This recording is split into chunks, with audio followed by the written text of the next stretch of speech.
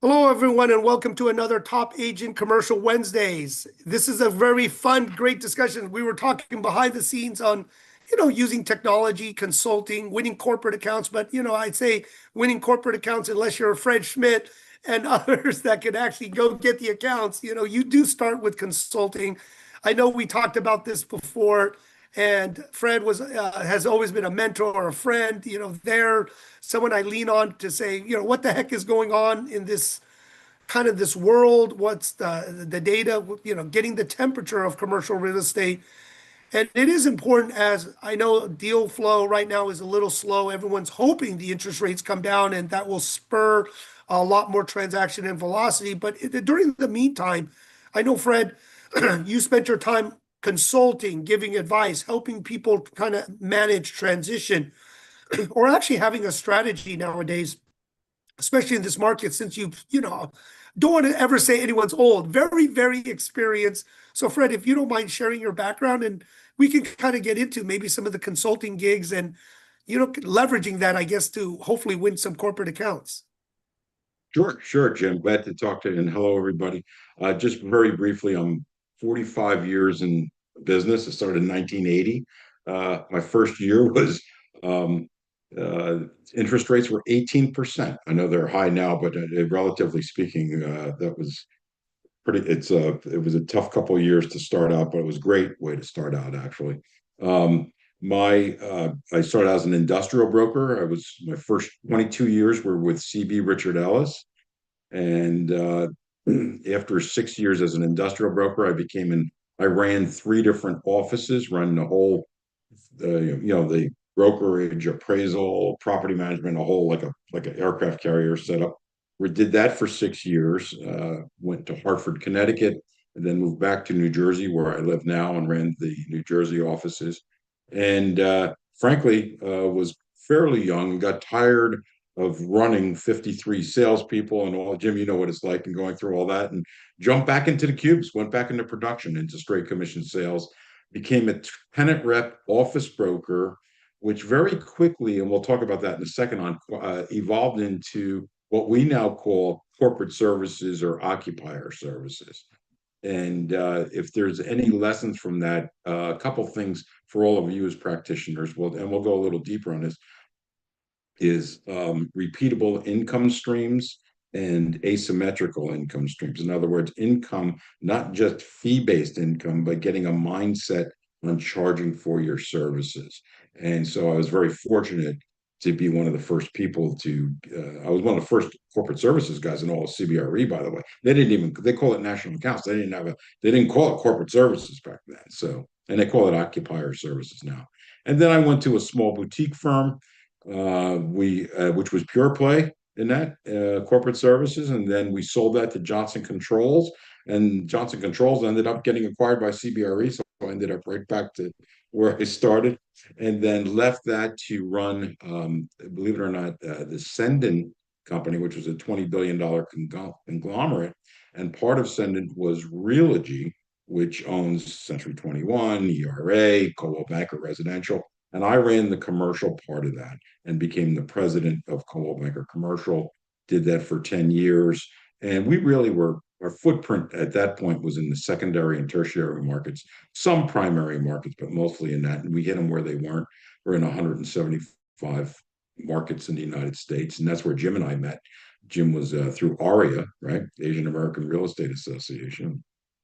And we've been good friends ever since, and helping each other out, and been helping Jim on an advisory role and everything. And the last, I'd say, 6 years, from 2018 when I stepped down from my corporate job, really went into consulting, coaching, really on the executive level, succession planning, mergers and acquisitions, just for commercial real estate services firms, and been involved in corporate services.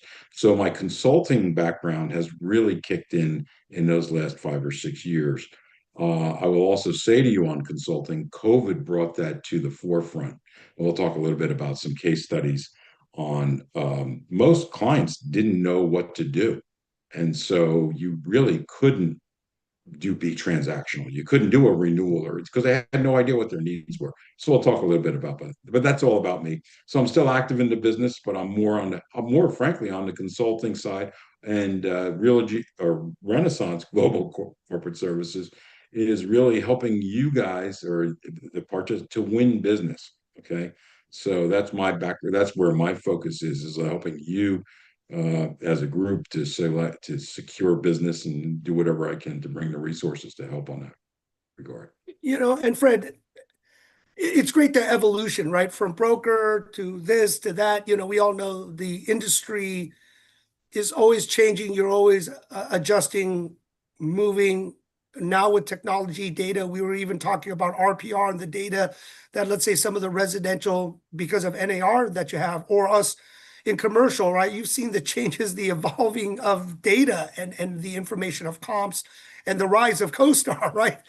We all know. Yeah. And, from there, let's just go on to your consulting. Can you just share, from your brokerage expertise, how you could actually bill for time or bill for services instead of just doing it for free, as thinking the broker mindset of something to sell? Can you how do you get over that mindset or that Yeah, I change? think, and I have a set of slides here, and we can kind of, and by the way, we'll be sharing them with you guys, so you can post them. I sent them over to you all, Jim, so you have that. So it kind of gives an outline of that. I Okay, think here we there's go. a, oh, here we are. Yeah, you go to the next slide. Um, There we go. So, what is consulting services? Why should you have it? And then we'll talk about corporate services and in a second. And really, the if you go to the next slide on consulting, okay, all right, is one of the things as brokers and agents, and I find I went through this myself too, is that you're afraid, not afraid, but you don't want to ask because you're getting a commission or a fee. You don't want to put a value on your service. And most clients are very used to paying legal fees, accounting fees, professional fees. And so there's times where you're using your intellectual property, your own, what you've developed, and you can package that and sell that. And that can very much help you with regard to that. So for instance, I had a client during COVID, they're putting their property on the market. They were going to do a sublet of 280,000 square feet. And they asked me to, and I know this client pretty well, the head of real estate. They asked me to put together an analysis of the market and it's by the way, it's a Class A, beautiful building, was a build to suit, and they had a proposal in place and to do an analysis of the market. And by the way, I downloaded everything from CoStar, so it wasn't any magic to this, okay? But to your point about data, Jim, it's like there's all this data out there. It's synthesizing the data and making it digestible, and also making a business case, as we call it in consulting, for the client to be able to use that at a board level approval. So this was a one or two pager. It was a ton of information, and it kind of showed what was going on in the marketplace and what their decisions were, giving them two or three decisions. So the way went about that was I put a scope of work. I understood their needs. Okay, put a scope of work together. Say, here's what we're going to do. Here's the due diligence. Here's the information. I have these steps here in these slides, so you guys will see that. I said, then here's the outcomes. Here's the deliverable. All right, and here's what it's going to cost. And there's different schools of thought on this, but my thought has always been you'll always get asked about your hourly rate or whatever, what your per hour rate is. I've always felt that if you do it on an assignment basis, and if it takes me 2 hours or 20 hours, it really doesn't matter. Here's what my fee is. And in phase one, you're going to pay me X, phase two, Y, as I have do different deliveries in the process, and you pay me up front a little bit. And it's very profitable business, I might add. And I think once you get used to delivering this and then getting in the mindset of delivering this kind of service, it can be very lucrative for you. Okay. And very profitable. So it's supporting clients. So from your standpoint, beyond transactions, diversifying income. If there's a book that I used years ago was Alan Weiss's $1 Million Consultant. It's actually pretty good. It's readable. He's a little irreverent. He's also on the web. so you can see them. So there's books out there that can help you in doing that, but it's more in commission based business, getting into a mindset of that. You go to the next slide there. Any questions? Interrupt me, Jim, if you guys need Yeah, anything. So let me ask you that. No, thank you for sharing the book. I definitely want to, and taking notes. When did you kind of make that transition, or how did you just say, you know what, instead of the commission or giving me a listing or something like that, is like, let's pay, how did you start? A certain dollar amount or just a project completion that you're saying, give me this amount? well, there is don't get me wrong, you need to put a value on your time. And so let's talk about straight commission sales, which we've all been in and everything else. You need to come up with, like, if you're making 150,000 a year or 200,000 or 300,000, what's your hourly rate? Okay. And you just take the simple number of hours where I think it's like, what is it, 200, whatever the number of hours is, and you divide it by your earnings, and that's what your hourly rate is. Okay. Plus you put what they call loads are on top of it. That's the benefits and healthcare and all that kind of stuff. And that can be 30 to 35%. And then you say, okay, here's my scope of work. Here's the information that I need to have. This is my estimate of the amount of hours it's going to take me to do this. And you come up with a number, plus you add a profit number on top of that and an administrative fee on top of it. So there's like a McKinsey and all these guys, they feed these things. Their loads, they're called, are very high. So you put loads on top of it. I know I'm talking fast here and I can break it down for you, and you come up with a number and then you can kind of say, here's what you're going to get for that number. Here's the services, here's the phases, here's the elements of the proposal, and then you charge them on a per phase basis, or overall, here's the overall cost, and here's the deliverables as a result. And you can Fred, negotiate from that. before you get started, I think everyone needs to know what their time is worth. You know what I mean? Because we do waste a lot of time, do other things, don't manage our time well. To know, is it $100? Is it $1,000? Is it 10,000? What is it? And you're right, because it's consulting, they don't have to pay you, on as an employee. They don't have to pay your benefits. They don't have to pay all these other things that it is important. And I do suggest everyone put a number on their time, just even if it's low, whatever, but you need to put and figure it out, like Let how me much you want to make.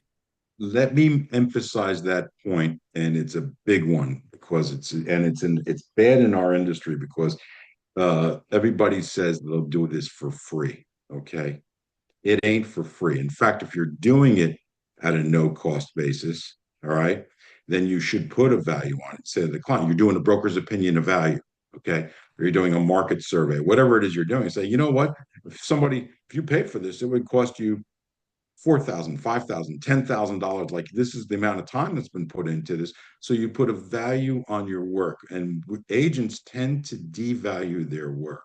And I got to say, when I got into corporate services, that was really drilled into me.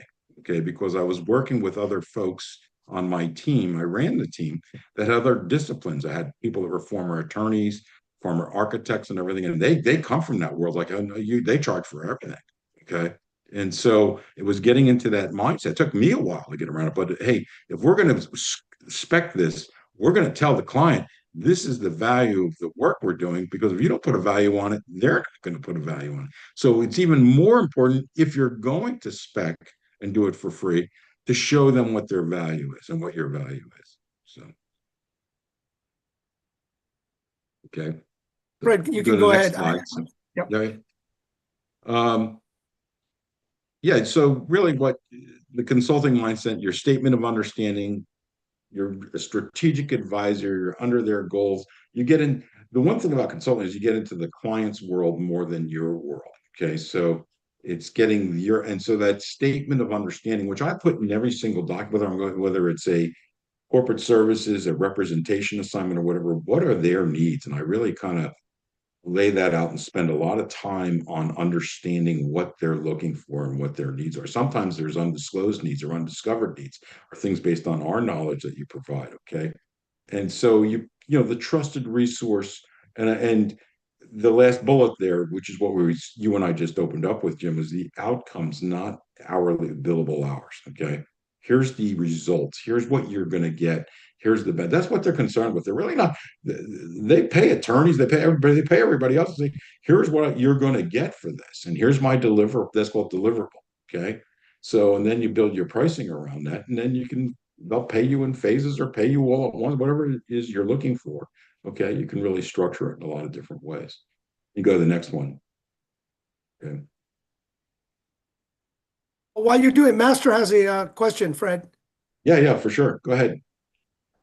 Yeah, so great question, James. I was thinking about that, but also Fred. I think the pushback, I guess, me being a little devil advocate, what happens when when you're discussing your fees and they go, well, James does it for free. He always do it for free, or such and such, or Chris always do it for free. Like, how do you combat those objections? I think that's what I'm getting at.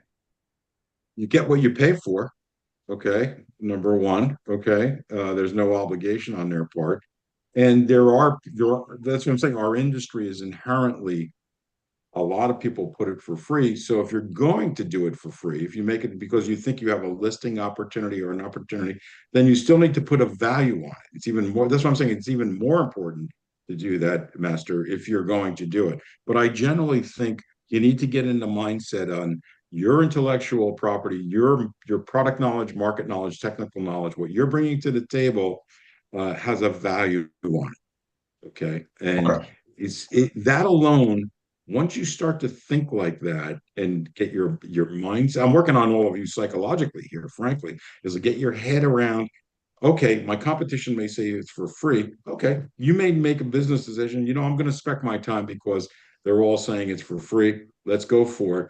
But here's the value of what you're getting from me. Okay. All right. Or and I've had this happen with clients where you don't know, like during COVID, this happened. Had a lot of consulting business from COVID because most clients didn't know they couldn't do a transaction. I had a client, it was a mortgage servicing company. They had 1,000 employees in 4 or 5 locations. Everybody's working remote. And this is back before remote work was really in. Now it's in, it's like what we're doing on the call right here, right? We're working in our homes and everything else. That wasn't as prevalent then. So this client I worked with said, look, we're growing like a weed and everything. This is before the interest rates went up. And if the mortgage servicing business is like an accordion, it goes up and down. And I said, okay, let me do a scope of work with you. Because they had renewals coming up and we were working on the renewal. I said, you don't need a renewal thing. You need to have a work delivery process on people working from home. We didn't know how long this was going to last. How do you set them up at home? You do space standards for their people. What is the infrastructure that they need to report? And actually, we saved them a ton of money because we said, look, if this continues the way, let's say COVID's over, which it was, and the economy grows, you could set this up where you can reduce your footprint by 50% of the square footage that you need because your people can they were already evolving to that. So we showed them a cost benefit ratio and a savings. So if you talk to a client, going back to your earlier point about free, if you can show them how you can make me more profitable or more productive, okay, and you speak that language, here's the savings that I'm going to have. This is what the study is going to expose you to, or how we're going to help you. They will generally buy off on that and say that when you look at a cost benefit ratio, here's my consulting study, but here's what we think the cost benefit ratio would be. That would make it more compelling. So you're speaking to their business. But yeah, there's no doubt we as an industry undervalue our work and don't put a value. So if there's one thing I leave, two things I'll leave with you: put a value on your work and look for repeatable income streams. Okay, so those are the two things Okay. this discussion is about today. All right. Thank you. No, my pleasure. Good question, and I'm sure everybody else was thinking that too. So, um, here's the really the basic outline. Okay, you can go online and look at frameworks and everything. So here's your statement of understanding for the client.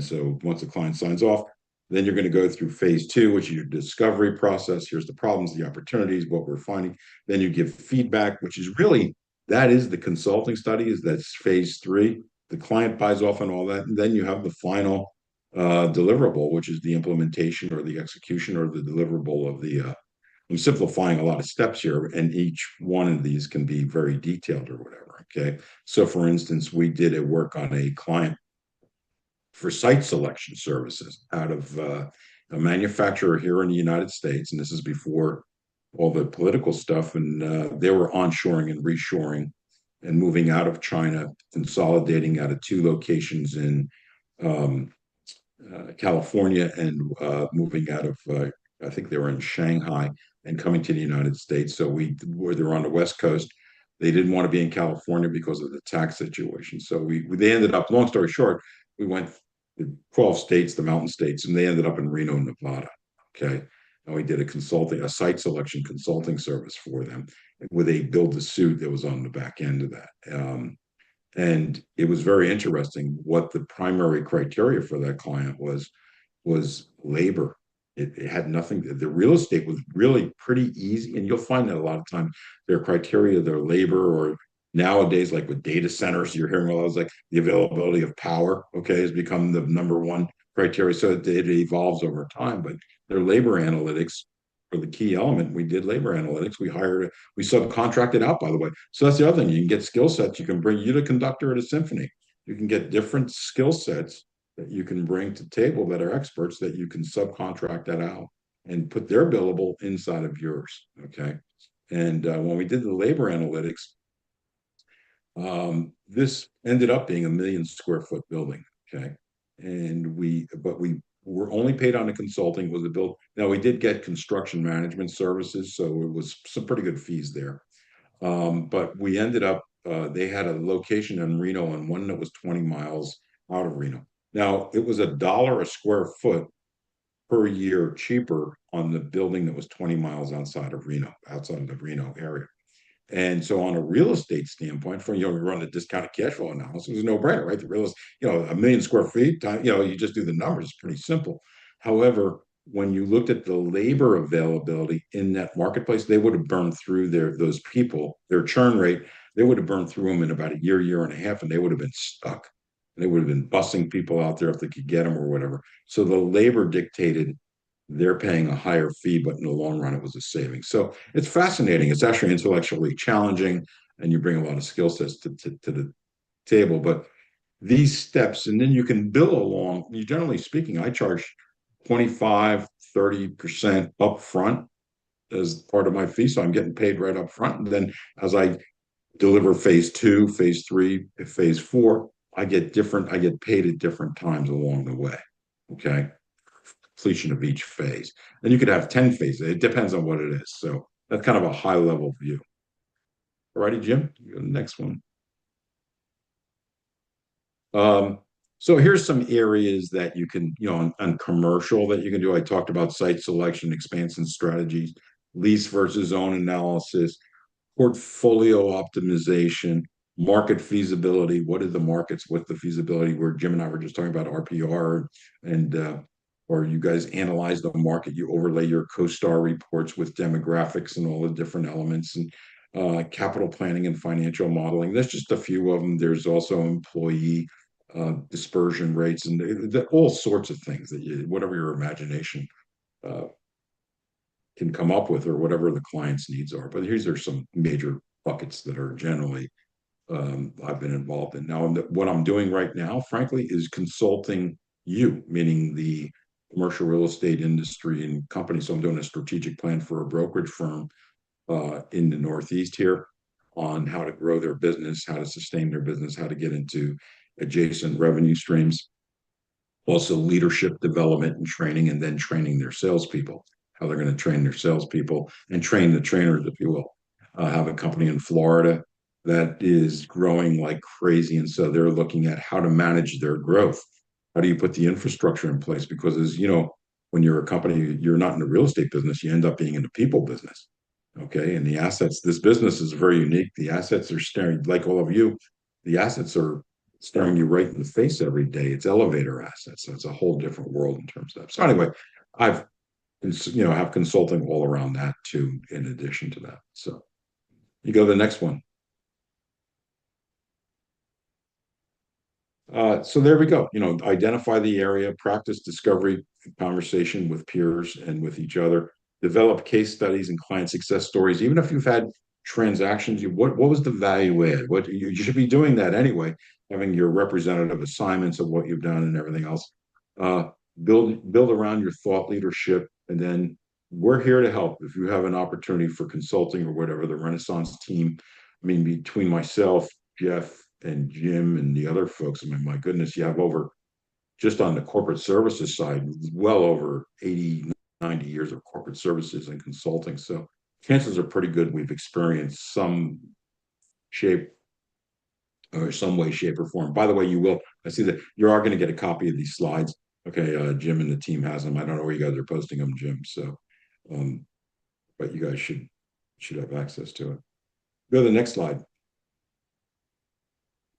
So again, we talked about this: retainers, projects, assessments, value-based pricing, not time-based. Okay, create compelling proposals. Think of return on investment, or like I said, productivity and profitability. Get into the client's language, okay, not your language. Get into the real estate. Get off the real estate jargon and into their world, what it means to them, what their bottom line is, and so maintain your credibility, not dependent on the client, but by what you're delivering. Okay. So that gives you credibility, not dependency. Like, I'm depending, I need this deal, I need this client. This is like you're delivering value. Again, it's a mindset where I'm working on your heads here as much as when Master was asking the question a little bit, it's like, okay, this is the value I'm bringing to the table. Here's how I can help you. This is what I'm going to do. You're bringing something to them. And I think it's important psychologically to get into that mindset versus wanting something from them. You know what I mean? So that's an important way to look at this business, but also in believing in yourself, because they feel that. Okay, if you're needy or want things, people can sense that. Okay, so but if you know, hey, I'm good, and this is why I'm good, and this is why the value I bring, that's a very different look, and clients can feel that. It's an intuitive. Anybody can. I mean, even when you're dating somebody or you're dealing with your kid, all that is not just there; it's in life, right? So it's so you got to need to approach this part of it with that value add. And trust me, sometimes, unless if they're a developer or somebody, they'll know more than you. But most clients don't know as much as you do about what your area and what you're doing. So that's enough about consulting, I think. So corporate services. I'm not going to go through each slide here, but we'll just run through them. But what is corporate services and occupier services? It really is multi-market representation of clients. And I went into it because way back in my career, I started off as a tenant rep. I was a tenant rep office broker when I went back after 12 years into the cubes. Was doing tenant rep office, I don't know, 12 to 20 deal a year, I guess you do. I was about my rate. And I realized this one client, it was a bank that's here, a regional bank, and CBRE just started corporate services. They just started they acquired an architectural firm that was doing strategic planning. So usually corporate services is strategic planning, needs analysis, transaction management, and then fulfillment. Those three major blocks. Okay, I'm breaking it down. There's a lot involved in each one of those. That's basically the three major steps. Anyway, I had an epiphany. My guy became my boss, showed this flow chart on needs analysis, strategic plan, transaction, and then fulfillment. I said, that was an epiphany. I said, I want to do that with a process. And it was a scalable process that you could repeat over and over and over. And so I said to the group, I said, I want to do this. I'm a tenant rep guy. I want to do multiple. I said, great, go win an account and you're in, right? No risk on their part whatsoever. Went and pitched a local bank here that I did a couple bank branches for. And the head guy said to me, the head of real estate, he said, it's funny. It's funny you came in. We're looking for someone to help us not outsource. It became an outsourced thing to do our work in this region. It was the New York region. They had 195 locations. They were on 5-year leases. So you did 20% of that. It's like 10, 20 deals a year. And they said, we need somebody to do relocations, renewals, expansions, contractions, dispositions, all the different elements of the spectrum there. And I put a proposal together. I didn't know what the hell I was doing, by the way. Okay. I just put a proposal together and went in and he signed the darn thing. The first time in my career and the last time that I haven't signed it. Now, what evolved with that is I won the account, ended up being part of the corporate services group in CBRE. But the other thing was they were acquired. This was when First Union, which is now Wells Fargo, okay, they were like an amoeba. They were acquiring banks all over the Eastern United States. And that very quickly evolved into the First Union account, which was a huge account. So what I liked about it from a personal standpoint is I could start my year off knowing that I had income streams coming in and I had my costs covered. So it was sustainable revenue every year. I knew I had X amount of renewals, and so I had predictable income streams, and that was worth a lot to me. Okay, having wife and 2 kids and all that good stuff. The other thing is it requires teaming. So eventually, because I went from 20 deals to 45 deals to 75 deals to about 100 in about 6 months. And I don't care who you are, you get 75 to 100 deals, you're working 7 days. There's not enough hours in the day. So you had to have a team, you had to have people come on board. And also, you have all your eggs in one basket because these contracts, they're generally 1 year and then they have 30-day cancellations with reviews. So, long story short, we formed a team to go after the business, to win the business, and then fulfill the business. So those are the 3 steps. So I like the risk profile of it, repeatable. Yeah, go to the next one there, Jim. That's fine. Okay. What we deliver, training, account development, field delivery, building a delivery, evolve our story, telling our story, and succeeding. So that's kind of the different elements of it. For you, what I would say to you is any size client this can be done with. In fact, I would encourage you, if you have clients with 5 locations, 10 locations, 15 locations, get 2 or 3 of those and you're off to the races. Okay, think about every single year they're turning over their leases, and leases are getting shorter and shorter. And you can say, look, I'll be your real estate department. I'll handle your portfolio for you, and we'll do assessments of the markets and where you are, where you're expanding and growing. And it can be in any industry. It can be a retailer, it can be office, it can be industrial. And it doesn't need to be a major account. But again, it's like looking up, if you will. In other words, it's called ask the question. In other words, what makes you successful, you're focused on your deal, you're focused on your market, and focused on that. But when you take one step back and look at the client and say, okay, this is this one deal. When you're talking to the client, well, how are you guys growing? Well, we're growing like a weed. We're in these other markets and we're just expanding like crazy, or we have 20 locations and I'm having a hard time. So just ask that question. Say, I think I can help you and become your trusted advisor, your real estate arm. Let me do an assessment of it's called a portfolio assessment. We talked about it earlier. Let me do an assessment of what your rollover is per year, where you are in those markets. It's pretty simple and straightforward. You have CoStar now, you can get all the market data. And let me overlay your locations with the markets to see what's happening. So anyway, there's lots of ways to go about doing this, but it doesn't need to be a big, huge account, is what I'm saying. So with that, I'll shut up. And if there's any other questions or whatever. Fred, I love what you said, to be their real estate department, since many people started cutting down their departments, right? We saw that, right? That it was just too expensive. They don't need it all the time, is to get outside consultant help to give them, with the CoStar or the analysis of the data, the information. So their board, their acquisition, disposition, the C-suites or the decision makers can make better decisions. So it is important that sometimes when they do downsize, they don't want to pay the 200 plus bonuses and other people for that real estate. And they just kind of hire you to do that, give you a couple bucks. I mean, it could be pretty good. And you just give them the monthly, quarterly reports you put together so they can present and understand to make good decisions. But I love that, putting a number on your time while everyone's downsizing, especially with AI, use that well, right? You could really be their real estate department and then leverage it with everyone else, right? As you're the consultant, work with others and you just split the bill and figure out a math problem. Go ahead, Masters.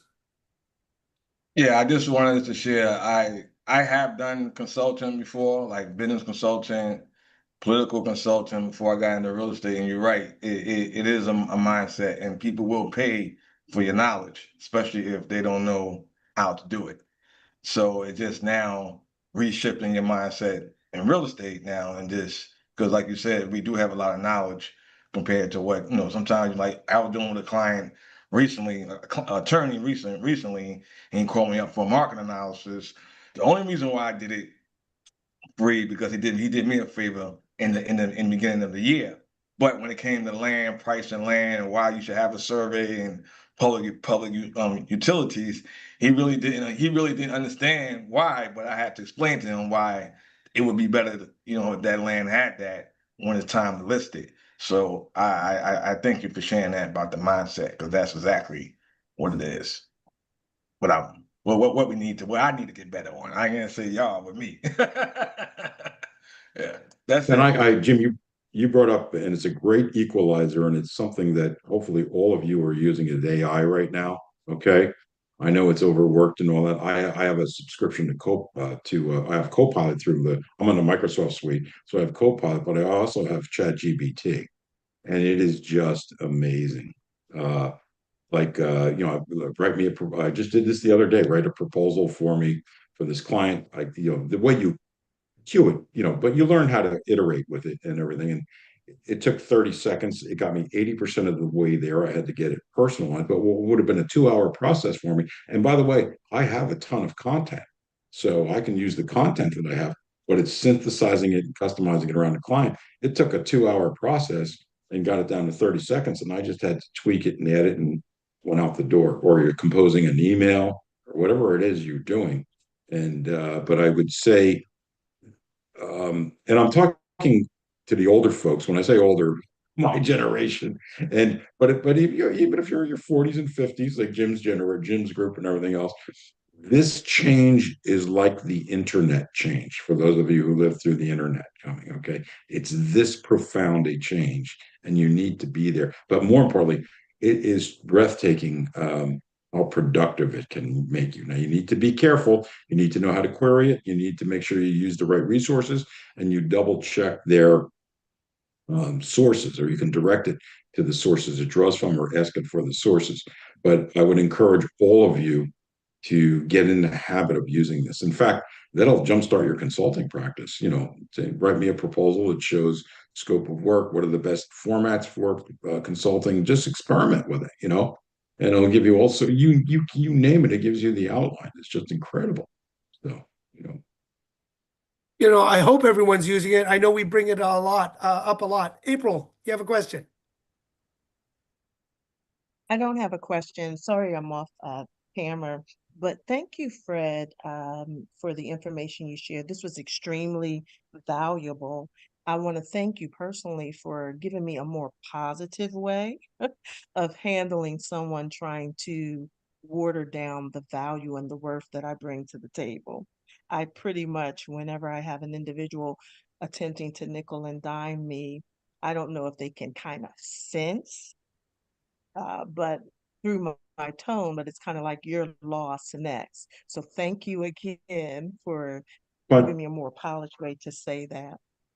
it's my Uh, pleasure. I'm glad to do that. And you have laying. Are you a lawyer, by the way? I see laying down the law on your thing. So are you an attorney? no, it's a play on my name. It's laying down the law, Okay. son. You got to say So son on the end of it, right? yeah, And then but I wanted to go ahead. no. You're bringing up a point, and that's why I'm saying I'm working on all of you, your mindset. Like you're worthy of the business, you bring value to the business, and you're bringing something to the table. Now, usually when a client jumps to price, it means they don't have the knowledge, they don't understand. Their price is the easiest spot to go because they don't understand anything else. So either you didn't do you need to take a step back and say, did I do a good job of showing the value add, what I'm bringing to the table and why I'm bringing to the table and what they're paying for or what I'm asking for here. I'm not saying, and now your competition, like Master said, may be doing it for free, quote unquote, but it isn't free. And that's all I'm saying to you is if you're doing that, then say, okay, here's what I'm giving you. And by the way, there's the psychology of reciprocity, right? If I give you something, the human nature for most people is to want to give something back. Okay. So you create that emotion in someone where they say, oh, I need to reciprocate now. So what are they going to give you back? Now you can't ask for that, but there's that need to want to reciprocate. Okay. Mhm. So The we're getting second into the thing I wanted psychology of selling here a little bit. So, so The you second know, thing I wanted to just chime in on what you mentioned about uh, AI. Just recently, I used beautiful AI to put together a presentation because I was speaking before a team of residential agents. It put it together in, I would say, less than 15 minutes. I went in and tweaked it. I did the presentation last week and picked up 3 strong referrals. And this was from a Keller Williams realty brokerage firm. So it wasn't even within EXP commercial. And there was one other thing I wanted to say. How do we get connected with you? And you did on one of your my slides. contact, you go to the last slide, Jim, Did you mention in that or That's slide me. about Sorry. putting together a team? So I wanted to get more information on that so I can reach out to you directly. I think you'll have my contact data is on, well, go to the very last one. There you go. That's me. Okay, I have great. about 4 different email addresses, but use that one.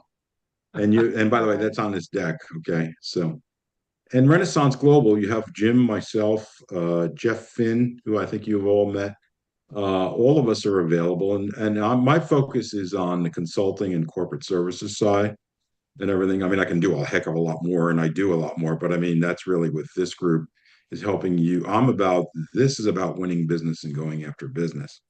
So helping you all And to Fred, we get hope to business. do a course to allow you to really help people, like the consulting, the $1 million consulting, kind of putting that together because I know having the mindset for your hours, and that's the hardest thing with brokers. And I hate when they say it's free because it's our time, it's our effort, paying for CoStar, paying for all these softwares and tools because, oh boy, it's so funny when people keep reaching out to me to do it, and I'll do it like masters a couple times. But when I feel I'm getting abused because my time and effort and paying for subscriptions are not free, right? Then I was like, okay, enough is enough.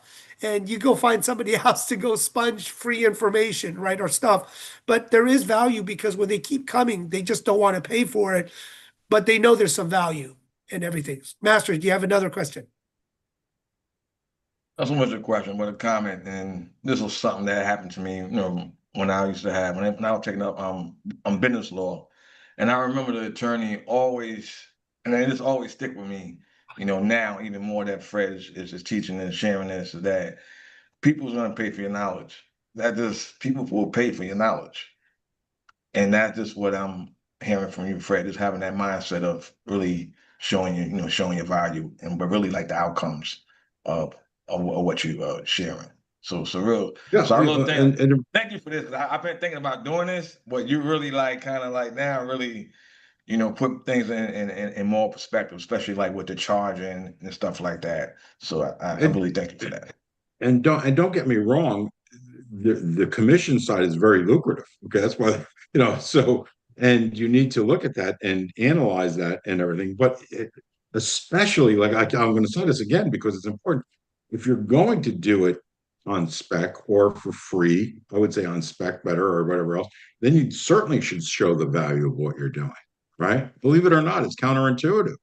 And the other thing is that as a tenant rep broker and everything, I always used to say, just like clients, the residential side is going through this with all the loose lawsuits going on. This is built into the DNA of a commercial person.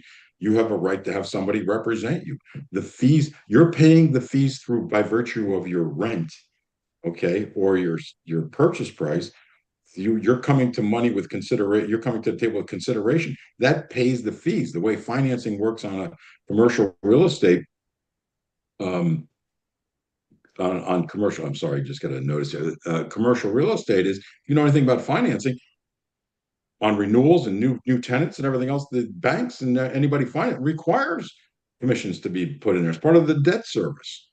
So the tenant or the user or the buyer, or I'm a buyer, I'm generally oriented to that side, they're paying the fee anyway, so they might as well have good representation. Okay.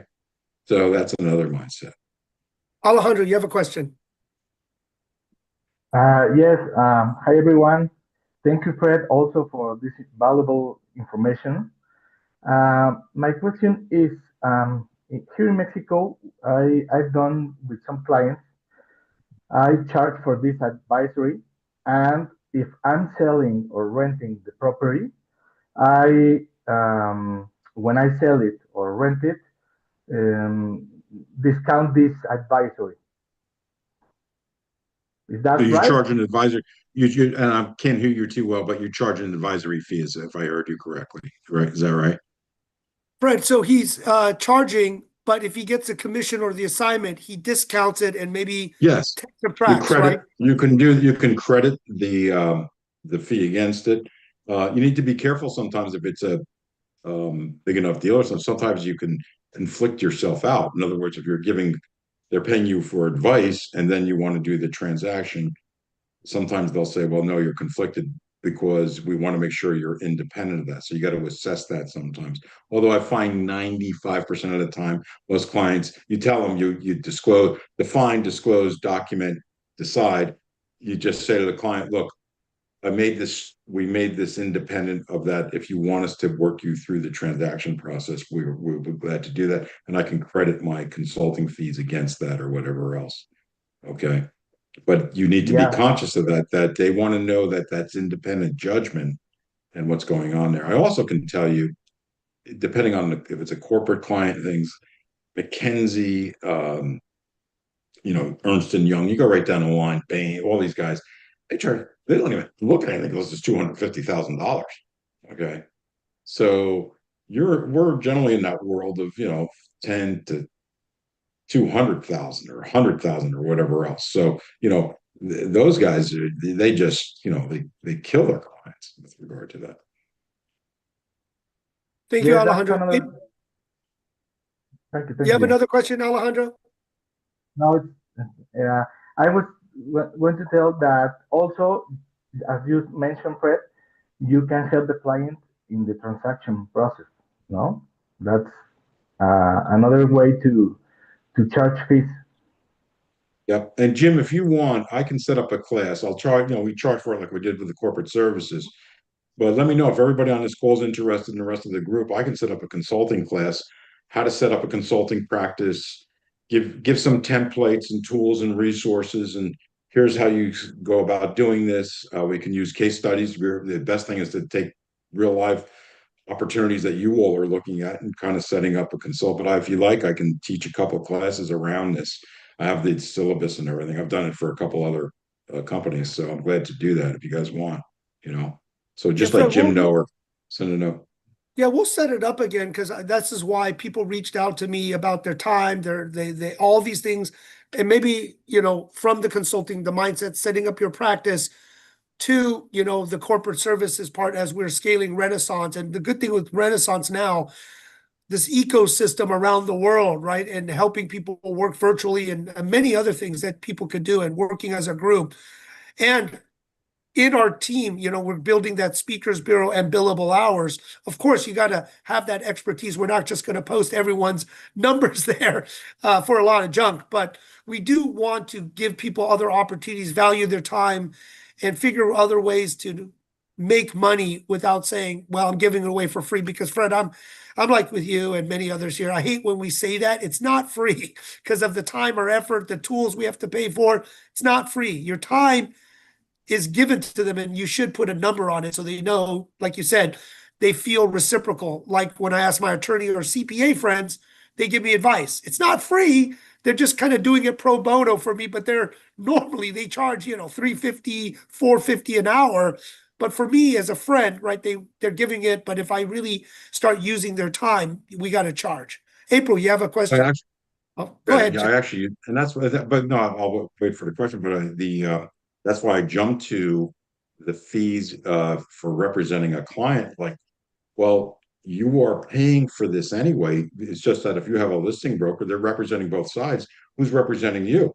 So you're paying the fee by virtue of your rent or your purchase price or whatever else. So it's a different way of looking at it. But it's like, okay, you might as well help somebody. It's coming out of the fees or whatever, out of the cash flows that you're paying. So you might as well have somebody representing your interest here. It isn't a freebie. And then if the landlord says, and I used to get this too, the landlord says, well, we're discounting the fee. No, they're not. This is in their debt service. You can't discount debt service. So if you know how financing and pro formas works, like there's no way in hell they can discount that. But go ahead. I'm sorry. April, you have a question? So I was reading through the chat, looking through the chat. It looks like Eduardo out of Mexico, he has a really good question. He's saying that in Mexico, it's common to come across intelligent customers and they'll listen to the advice that, or an informed opinion, and then they'll take the information and implement it.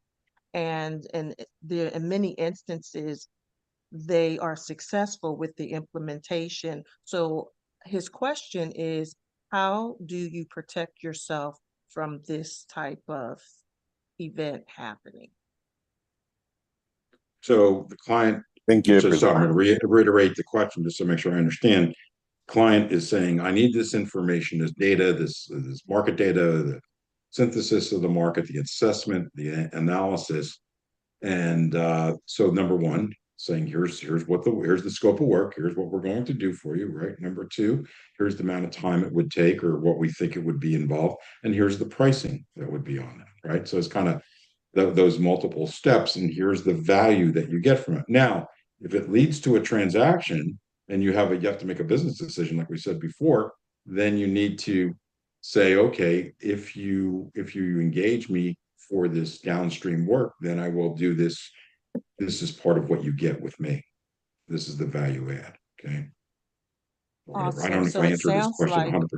yeah, it sounds like he's giving, just based on the question, it sounds like he's giving the answer or the solution to the customers, and then instead of them using him to assist, they're going off and doing, exactly what he said, and then he loses the business. So I Yeah. guess So it's the like, and response would again, be that's putting hold about back. that. So let's take a step. That's that. I'm sorry to interrupt you, but that's that mindset is like, I am valuable. I am good at what I do. And here's why you should use me. So, in other words, and then if that client doesn't want to do that, then maybe you should move on. Okay. And part of this business is learning what not to work on as much as it is what to work. We all want to, we use hope, and we've all been volunteers in our career. So I've been myself included. All right. And so we hope this client will do this for us. That's desperation. Okay. And you can't work from that. That's a weakness, right? So you got to work from strength here. I'm not saying you got to be cocky and arrogant and everything else, but it is a belief system here too. Okay. And that's the thing. You got to value your time and move on, because there are people like Masters, and many of us, we want to, not free, we do some work for them, and they should know that and appreciate it. But when they're constantly coming to you for information, data, analysis, and they go off because their brother, friends, they try to do it themselves, then you have to just say, look, I gave you a bunch of good information. You used it. Obviously, it was good. You used it, but I'm going to charge you up front for this now. Right? You know what I mean, Fred? If you want to work me, I'm just going to charge it because you're going to use it and use it for yourself, which is fine. I was giving you and doing this work hoping I would get the assignment. But if I don't, that's no problem, right? Pay me for my time and effort and work. But that is a decision where all of us have to come across. And Fred, as we got more senior, right, in doing this, we have all run across this, right? We're hungry for deals. We're willing to give up some time, but eventually you have to manage your time and your team, and you can't just keep doing it. And that's where you have to actually tell people, right, with boundaries, hey, wait a minute, right? Stop using my time the way you're using it. You're not valuing it. I was very fortunate in my career, in my early going. I hated it at the time, my first 2 years in the business. I had a mentor. So it was called a runner program at CBRE back then. So it's like and he was a former IBM person. He would not let me work on anything unless if I had a written, an exclusive or an authorization to represent, like a written commitment from the client. Nothing without a written commitment. And I hated that because, like a lot of you, like you run around, you do all this stuff and everything else, but it really disciplined me to get control of the client. So to Alejandro's point earlier, if you're going to spec the time, let's say you're going to spec the time and do that, then the commitment needs to be with the client to say, okay, I will do all this for you, but that means if I give you this outcome, I want the authorization to represent you, or part of this is going to be an authorization to represent you in this transaction. Okay. And this is part of this deal. And this is what because a lot of clients don't realize, look, you're going to have some idiots and jerks. I'm going to say the A word, but I mean, you're going to have those. But generally speaking, a lot of clients sometimes, and you'd be shocked at this, don't understand how you make money.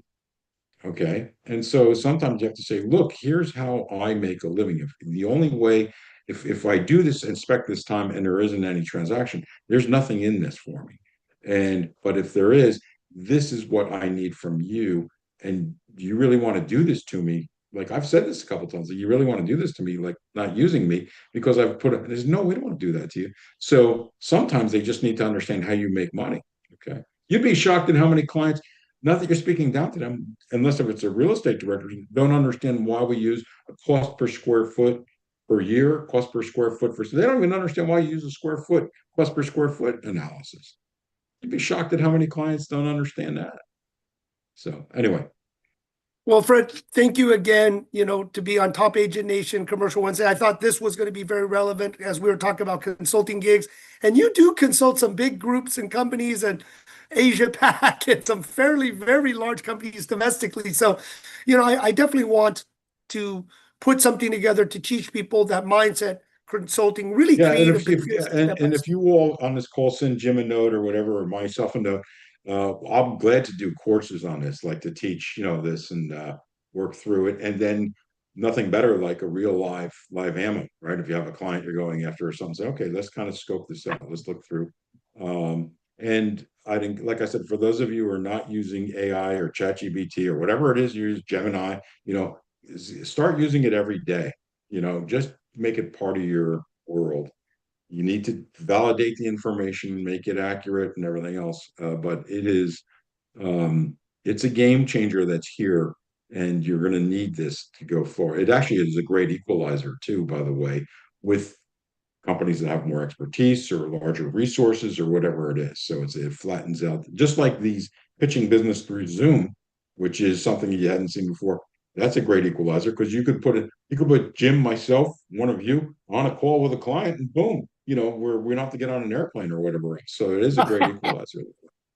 Like the old days. But Fred, thank you. So, join us for always Top Agent Commercial Wednesdays. We're going to share a lot of these courses. I'll talk to Alejandro, and we're going to start putting courses up because I know learning from this, there's so many people that are on or listening that want more, right, to go deeper.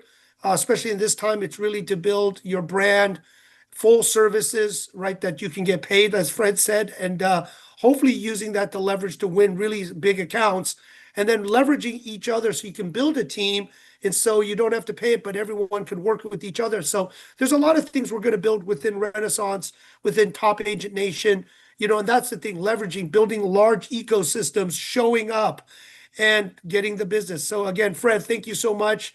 Thank you, everyone. Glad to help out. You guys have my contact data. Feel free, and hopefully this was helpful. So everyone, have a great day. See us again next week, Top Agent Commercial Wednesdays, and everyone have a great day, great week. Thank you so much. Bye-bye. Thank you. Thanks. So long.